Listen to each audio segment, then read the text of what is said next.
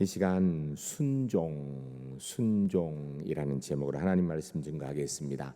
전에 내려온 이야기 중에 이런 이야기가 있습니다. 예수님께서 제자들에게 하루는 앞에 있는 높은 산에 우리 다 같이 올라가자라고 말씀하셨습니다. 그리고 하시는 말씀이 너희 가능하면 큰 돌덩어리 2개씩을 좀 가지고 올라오면 좋겠다라고 말씀하셨어요. 그리고 주님이 앞에 가시니까 제자들이 뒤에 따라가며 돌을 줍는데 유다가 아니 왜 이렇게 높은 산에 올라가라 그러시는가? 그것도 돌을 가져가라고 2개씩이나? 아휴, 주님 말씀하시니까 안 들을 수는 없고 해서 그냥 조그만 조약돌 2개 주머니에 넣어가지고 달랑달랑 올라갔습니다. 베드로는 뒤를 따라가면서 주님이 말씀하셨으니까 무슨 뜻이 있겠지 하고 큰 돌덩어리를 2개를 쥐고 올라가려고 하니까 얼마나 힘들어요. 그러니까 끙끙거리면서 산 위에까지 올라갔습니다.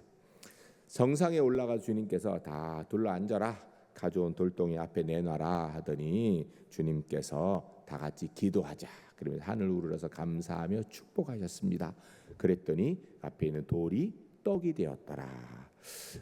그래서 유다는 조그만 떡 2개밖에 못 얻었고 베드로는 큰 떡을 얻었다. 한 번쯤은 다 들어보셨을 만한 이야기입니다. 유대인의 전승에 나온 얘기죠. 그런데 이 이야기는 아주 중요한 신앙적인 교훈을 가지고 있습니다. 여러분, 신앙생활은요, 이해와 논리로 하는 것이 아니라 순종으로 하는 것입니다. 믿음은 곧 순종이라 해도 틀리지 않을 것입니다. 오늘은 이 순종에 대한 말씀을 듣고자 합니다. 사랑하는 성도 여러분, 말씀을 들으면서 한번 스스로를 조용히 돌아보셨으면 좋겠습니다. 나는 하나님의 말씀에 얼만큼 순종했는가? 순종한다고 했는데 내 뜻대로 내 마음대로 하고 하나님 뜻에 순종하다고 하지 않았는가? 주의 말씀에 얼마나 순종했는지 돌아보시는 가운데 우리 제일교회 성도님들 남은 일생을 살아가시면서 주님 말씀 앞에 주님의 뜻에 따라서 온전히 순종하는 하나님의 사람들이 주 안에 모두 될 수 있기를 주의 이름 간절히 축복합니다. 첫 번째 따라하겠습니다. 순종은 삶을 평안하게 합니다. 우리 마음에 3가지 단계가 있다고 합니다. 그 첫 번째 단계는 본능적 자아입니다. 육체적 본능에 관한 것이죠. 충동적입니다. 그런데 누구에게나 있는 본능 이것만 따라 살면 사람이 사람답게 살 수가 없습니다. 만일에 여러분 갓난아이를 그냥 놔비두게 돼서 혼자 먹고 혼자 자라가야 된다. 사실 불가능하지만 그렇다고 치면 그 아이가 2발로 서서 걸어 다닐 수 있을까? 그거 장담하지 못합니다. 아주 쉬운 거, 수저로 밥 먹는 거, 젓가락으로 밥 먹는 거, 이거 가르치니까 되는 거지 본능에 따라 그냥 두면요 손으로 집어먹지요. 젓가락 안 씁니다. 수저 안 씁니다. 한마디로 이야기하면 본능은 이기고 그리고 나서 우리가 그 본능을 이기고 배움을 통하여 살아야 된다라는 것입니다. 두 번째 마음의 단계는 합리적 자아입니다. 본능 넘어서서는 것이 합리적 자아인데 이치에 맞도록 살아가도록 하는 힘이라는 거예요. 사회생활할 수 있도록 하는 힘인 것입니다. 이 충동적 자아, 본능적 자아는 이 합리적 자아에 순종하고 합리적 자아에 따라가야 사회생활을 제대로 할 수 있고 인간답게 살 수 있게 되는 것입니다.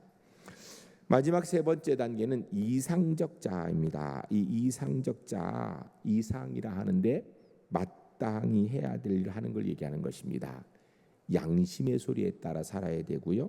성경 말씀에 따라 살아야 되고요. 그리고 성령 하나님께서 인도하시는 대로 하나님의 말씀에 따라 살아야 되는 것입니다. 그래야 신앙인으로서 제대로 신앙인답게 설 수 있다는 것입니다. 본능 그리고 이 합리적 자아는 이성적 자아에 순종하며 순응할 필요가 있는 것입니다. 이 질서가 분명해질 때 건강한 인격이 되어지고 건강한 신앙인으로 설 수 있게 되는 것입니다. 내 마음대로 본능에 따라서 그저 세상의 합리와 논리에 따라 삶을 살아가게 되면 그 삶이 어떻게 되는가? 종국에는요 불안하게 됩니다. 괴롭게 됩니다. 순종하면 순종케 하는 분에게 모든 책임이 있는 거예요. 그런데 우리가 순종하지 않고 내 마음대로 살면 그 삶의 책임이 내게 있는 것입니다. 그렇기 때문에 여러분, 우리가 순종하면 그 삶이 평화롭고 행복합니다. 이것을 모르고 사는 사람들이 불행한 것이죠. 신약성경 로마서 13장 1절 말씀에 이렇게 기록되어 있습니다. 각 사람은 위에 있는 권세들에게 복종하라. 권세는 하나님으로부터 나지 않음이 없나니 모든 권세는 다 하나님이 정하신 바라. 아멘. 순종하면 양심이 자유로워지고 마음이 편안해지고 영혼의 자유를 느낄 수 있다라는 것입니다. 근데 문제는 오늘 우리 현대인들은 순종을 잘 배우지를 못합니다. 순종을 가르치지 않지요. 또 오히려 순종하면 자기 자아가 상실된다라는 그런 생각들을 하고 그렇게 착각하며 삽니다. 그래서 누가 이야기할 때 앞에 질서에 따라서 권위 있는 사람이 뭐라고 이야기할 때 예스, 예라고 순종하면 저 사람 생각 없는 사람이야 이렇게 생각합니다. 그리고 노라고 아니요라고 해야 저 사람 의식이 있네 이렇게 착각하며 살기도 합니다. 문제는 그렇게 살면서 자기 뜻대로 살 수 있는가?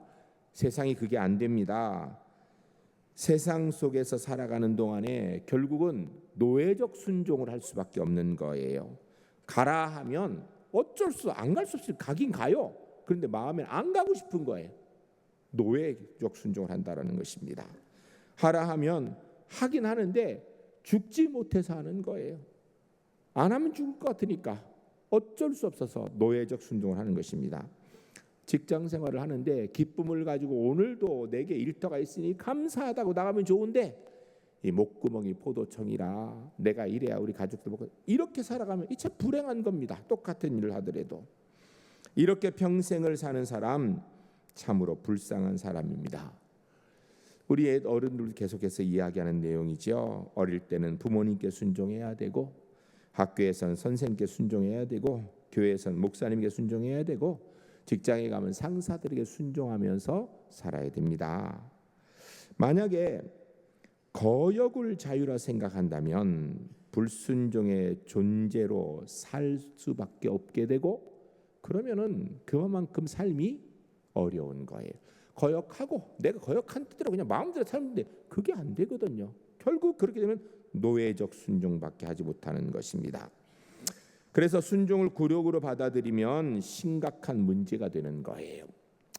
독일의 유명한 신학자이고 목사님이셨던 보네퍼 목사님, 히틀러에게 항거했던 분이시죠.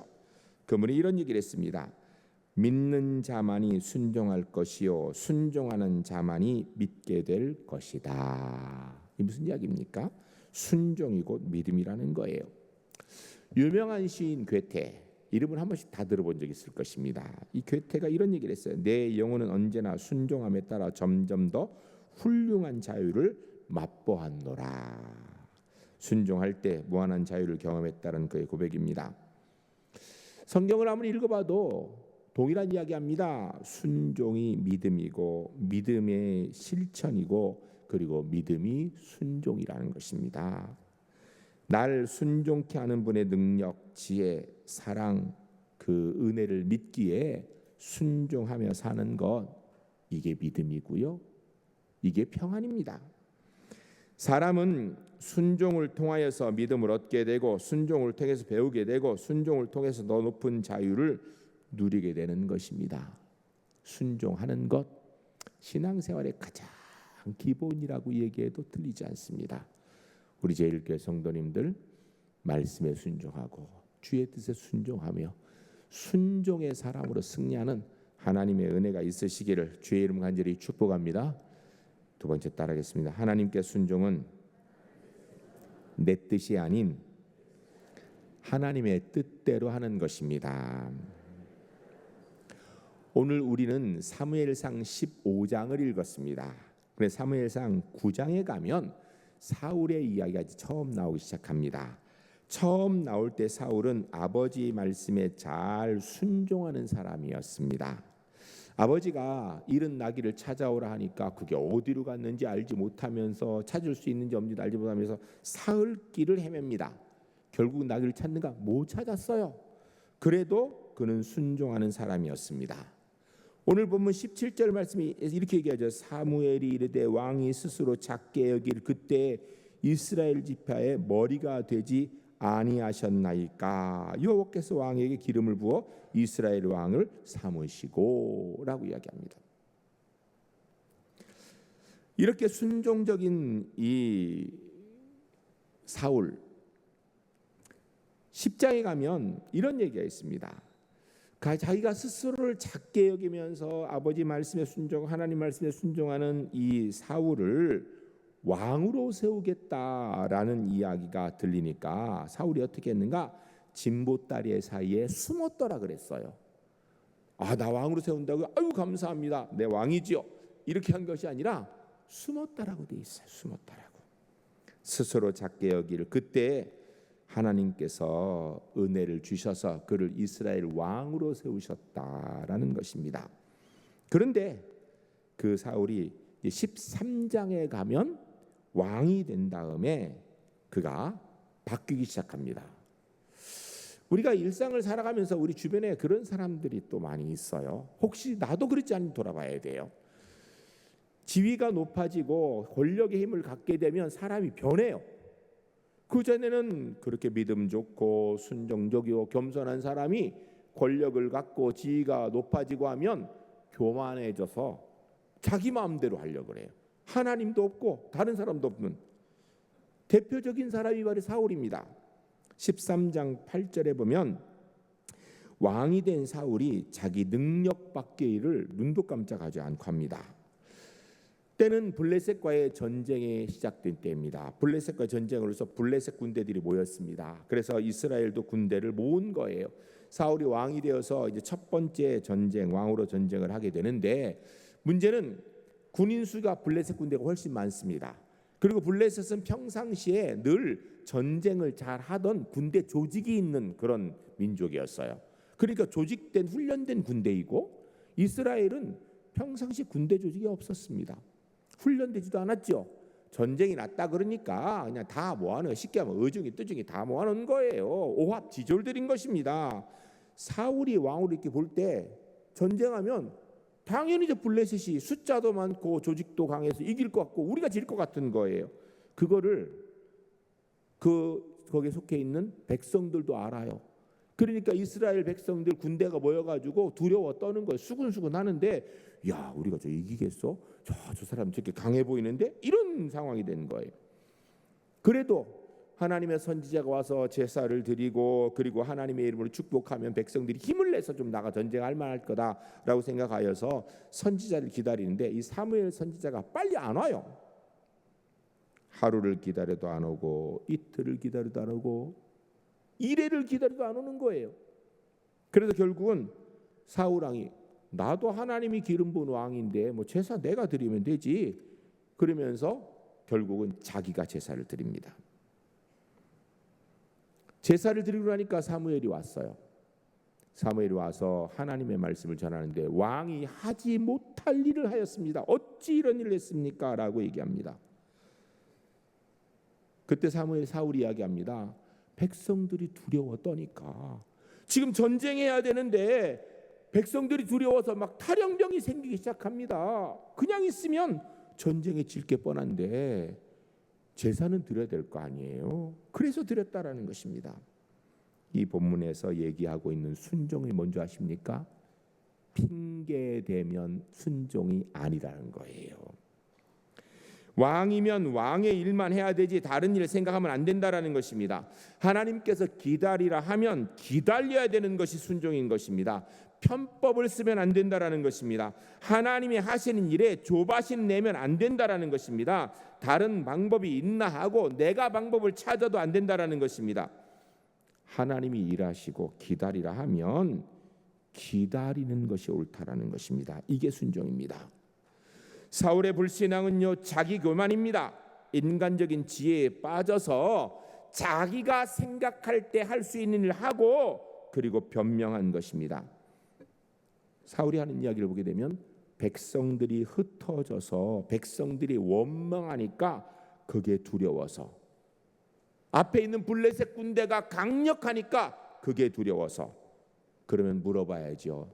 사울이 하나님이 더 두려운지 백성이 두려운지, 사울이 하나님이 더 두려운지 블레셋 군대가 더 두려운지. 거기에서 사울은 핑계를 대면서 블레셋 군대가 더 두렵다고 얘기하는 거예요. 흩어지는 백성들의 원망의 소리가 더 두렵다고 얘기한 것입니다. 하나님께 순종할 것인데 백성들의 말을 들었다라는 것입니다. 여러분, 핑계대는 것은 진실한 회개를 하지 못하게 합니다. 엉뚱한 이야기로 핑계를 대게 하는 것입니다. 사울의 얘기를 한마디로 줄이면 어쩔 수 없어서 부득이해서 이렇게 했다라고 이야기한 것입니다. 그런데 그게요, 하나님께는 통하지 않는다는 이야기입니다. 이렇게 핑계하던 사울이 사무엘상 15장 오늘 본문에 보이는 이제 아주 불순종이 극에 달합니다. 핑계가 극에 달아요. 사울은 하나님의 말씀에 순종하여서 아말렉과 싸우게 되었습니다. 그런데 15장 12절에 우리가 17절부터 읽질 않아 15절에 보게 되면 12절에 보게 되면 그가 아말렉과 싸워서 승리하고 나서 하나님께 영광 돌린 것이 아니라 자신의 기념비를 세웠다라고 이야기합니다. 교만의 극을 달한 것입니다. 15장 3절에 하나님께서 아말렉과의 전쟁에서 아말렉을 진멸하라, 다 없애버려라 라고 이렇게 말씀하신 데에는요, 하나님의 뜻이 있습니다. 그 이야기는 사울, 내가 너와 함께 하니까 네 마음대로 해, 마음대로 다 죽여, 이 소리가 아니지요. 악한 아말렉에 대한 하나님의 심판을 말씀하시는 것입니다. 하나님께서 심판하시고 사울이 그 심판을 집행하는 집행관으로 하라는 것입니다. 한마디로 사울은 집행관일 뿐인 것입니다. 집행관이 자기의 감정이 개입되어져서 감정에 따라 하면 안 되는 것입니다. 여러분, 하나님께서 직접 아말렉을 진멸시킬 수 없어서 사울을 시키셨나요? 저는 믿습니다. 하나님께서 말씀 한마디면, 눈 한번 꿈뻑거리면 아말렉은 일시에 다 진멸될 것입니다. 그런데 왜 하나님께서 사울을 통하여서 이 일을 하게 하셨을까요? 아주 중요한 교훈입니다. 너도 우상을 섬기면, 악을 행하면 이렇게 진멸당할 것이다. 하나님 말씀에 순종해라 라는 것을 몸소 체험하기 위한 것입니다. 사울이 하나님 명령에 순종을 아주 안 한 건 아니에요. 순종을 했습니다. 근데 형식적으로 순종했습니다. 자기 생각대로 순종했어요. 자기 하고 싶은 대로 순종한 거예요. 자기 명예를 높이고 자기 욕심을 차리기 위하여 순종했던 것입니다. 그러므로 갈취하는 마음으로 진멸하지 않았던 것입니다. 이것이 사울의 범죄입니다. 오늘 본문에서 사울이 사무엘과 대화하는 내용을 보게 되면 사무엘이 하나님이 진멸하라는데 왜 진멸 안 했느냐, 그러니까 그가 나는 순종했는데요 라고 이렇게 대답합니다. 여러분, 하나님께서 볼 때 순종 안 했다는데 자기는 했다 그러는 거, 그건 하나님 앞에 순종한 거 아니거든요. 왜 저 소와 양, 저 소리 뭐냐, 왜 저걸 살려놨느냐 라고 이야기하니까 그때 핑계대어 하는 이야기가 좋은 짐승들이 있어서 백성들이 그것 가지고 하나님께 제사 드리자 그래서 가지고 왔다고 이렇게 말하는 것입니다. 여러분, 이건 순종 아닙니다. 왜요? 하나님은 진멸하라 그러셨으면 하나님께서 거기에 좋은 소, 양 있는 거 몰라서 진멸하라 그랬나요? 아유, 하나님께서 아유 그렇구나, 거기 좋은 게 있었구나, 그건 남겨둬, 이럴 것 같아요? 하나님께서는 그거 다 아세요. 그런데 진멸하라 그랬으면 그 말씀에 순종해야 되는 것입니다. 자기 마음대로 귀한 것들 남겨서 하나님께 제사 드린다는 멸목으로 가져온 것, 핑계대는 거죠. 자기 욕심 채우느라고. 여러분, 핑계는 단순한 불순종을 넘어서 하나님에 대한 모독입니다. 하나님의 말씀에 정명으로 거역한 것입니다. 결국은 자기 마음대로 하니까 누가 하나님이요? 자기가 하나님인 거예요. 내 뜻대로 내 마음대로 하면서 하나님께 순종한다고 얘기하면 하나님 모독하는 죄인 것입니다. 내 마음대로 하지 말고 하나님의 뜻대로 해야 그게 순종인 것입니다. 사랑하는 성도 여러분, 우리가 이 땅의 삶을 살아가면서 하나님의 사람으로 사는 동안에 내가 주의 뜻에 온전히 순종하는지 돌아보는 기준이 뭔가? 내 마음 흡족하게 이 정도면 됐지, 이게 아니고요, 하나님이 말씀하신 대로 했으면 순종한 거예요. 거기에 내가 내 마음대로 뗐다 붙였다 하면 그건 불순종인 거예요. 오히려 가지 않은 것보다 더 나쁜 순종이에요. 왜? 적당히 거기에서 자기 기념비 세워가면서 자기 욕심 채려가면서 하나님의 이름을 팔아먹고 있기 때문에 오히려 여호와 이름을 망령되게 일컫는 하나님 모독하는 죄를 지은 것입니다. 전 우리 제일교회 성도님들이 이 땅에서 남은 일생 살아가면서 하나님의 말씀 앞에 온전히 그 뜻에 따라 순종하는 하나님의 사람들이 주 안에 모두 될 수 있기를 주의 이름 간절히 축복합니다. 세 번째 따라하겠습니다. 하나님의 뜻대로 하지 않는 순종은 하나님께 범죄함이 됩니다.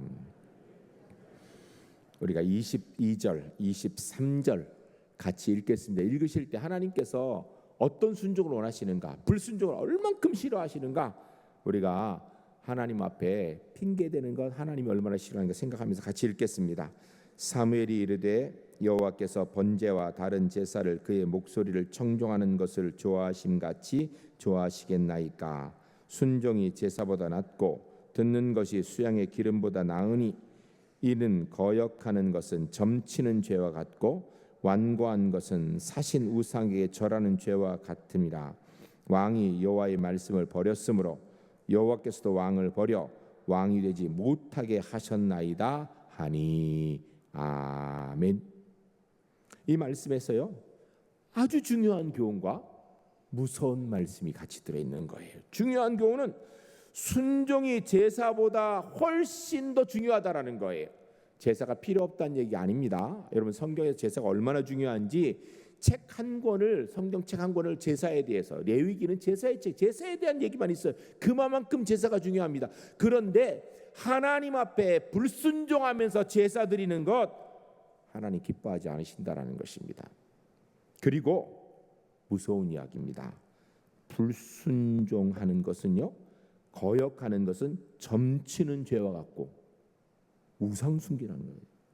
완고한 것, 순종하지 않는 것은 사실 죽은 우상에게 절하는 죄와 같음이라. 하나님이 모멸감을 느끼신다라는 거예요. 그래, 어떻게 하나님 어떻게 왕이 여호와께 말씀 듣지 않으니까 왕이 하나님 버린 걸로 안다라. 그래서 하나님도 왕을 이제는 버리겠다. 말씀을 거역하면서 제사, 종교 의식, 봉사, 희생, 하나님 앞에 아무 의미 없다라는 것입니다.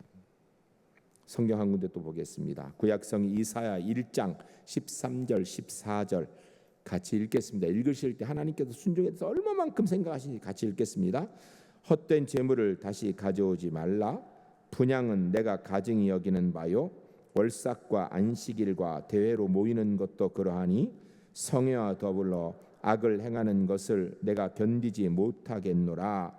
내 마음이 너희의 월삭과 정한 절기를 싫어하나니 그것이 내게 무거운 짐이라. 내가 지기에 곤비하였느니라. 아멘.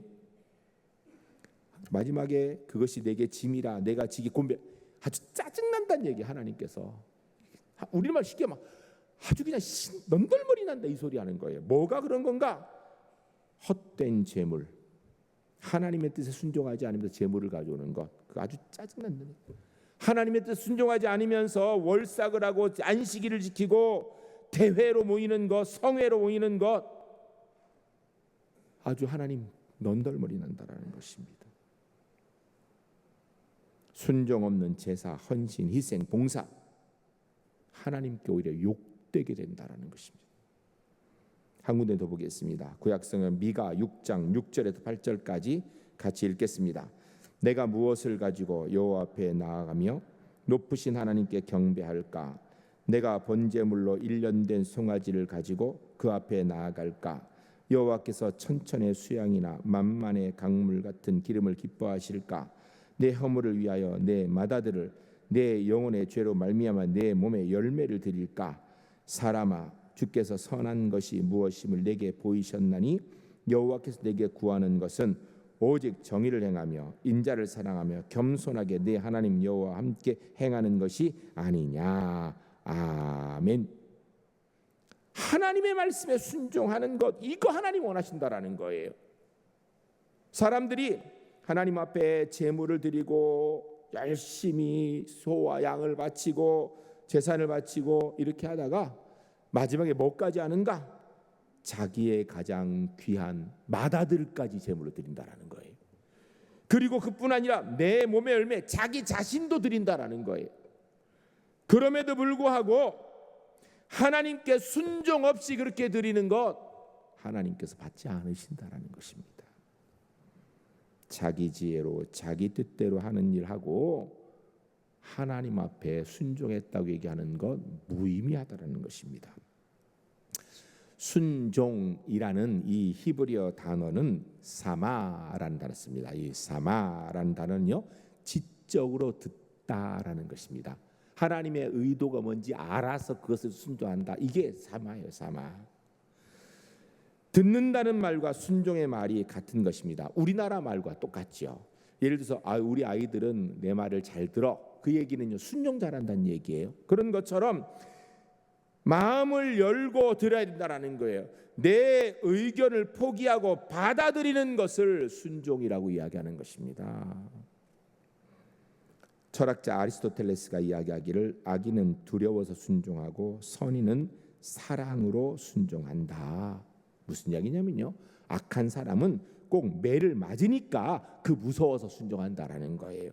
여러분, 그건 순종 아니라는 것입니다. 선한 사람, 그 뜻을 알기 때문에 그 의도를 파악하고 사랑하는 마음, 존경하는 마음, 기뻐한 마음으로 그 길을 따르는 것, 이게 순종이라는 것입니다. 유명한 성 프란시스, 우리가 너무나 잘 알죠. 어느 날 이 프란시스에게 두 사람이 수도사가 되겠다고 이렇게 찾아왔습니다. 프란시스에 대한 일화가 많은지 그 중에 하나입니다.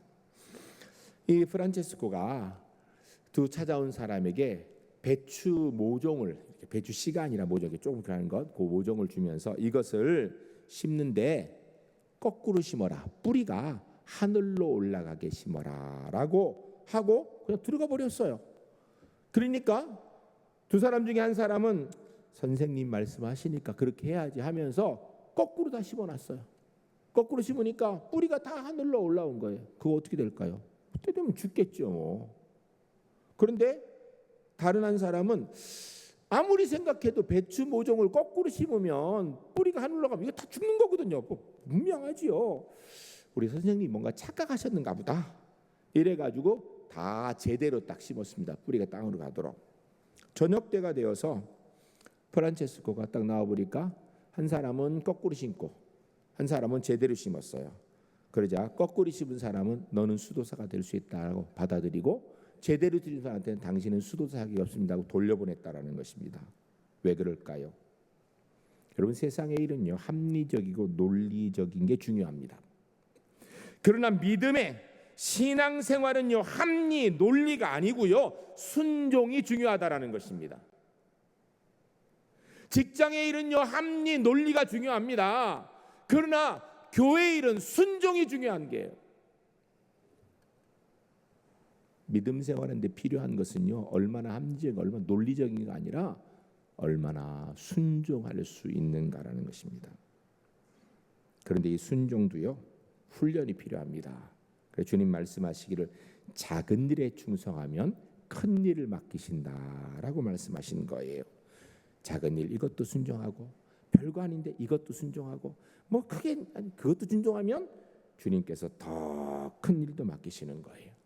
작은 일, 아이고 이런 건 해도 되고 안 해도 이거 순종 안 하면요 나중에 그런 사람은 큰 일 당연히 순종 못합니다. 순종도 배우는 겁니다. 어렸을 때부터 처음 신앙생활부터 순종을 배워야 됩니다. 순종이 체질화 되어야 됩니다. 그래 순종하다 보니까 하나님 은혜 가운데 내가 자유하구나라는 걸 경험해야 됩니다. 순종함으로 하나님의 능력을 경험하는 은혜가 있어야 되는 것입니다. R.A. 토레이라는 목사님 여러분 아마 많이 아실 거고 여러분 중에 아마 그분의 책을 읽은 분도 있을 거예요. 이분은 전도자이고 교육가이고 저술가이고 목사님이십니다.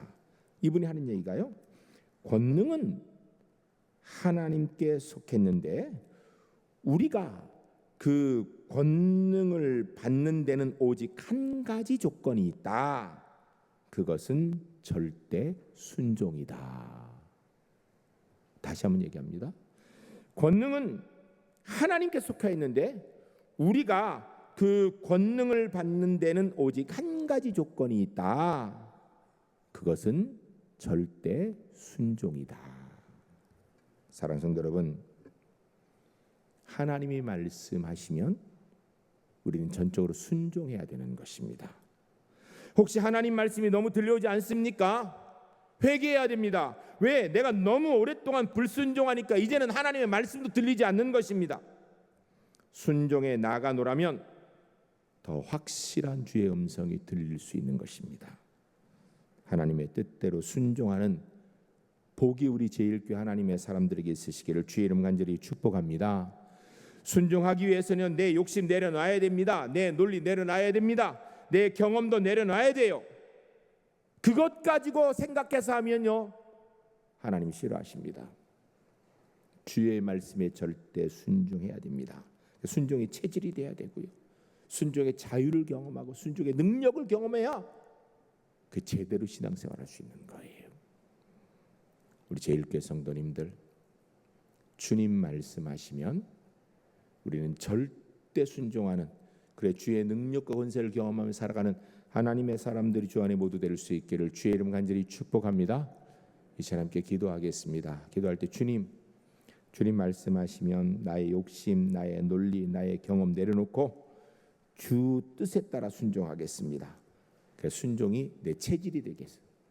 순종으로 하나님의 능력을 경험하기를 원합니다. 순종하겠습니다. 함께 기도하겠습니다.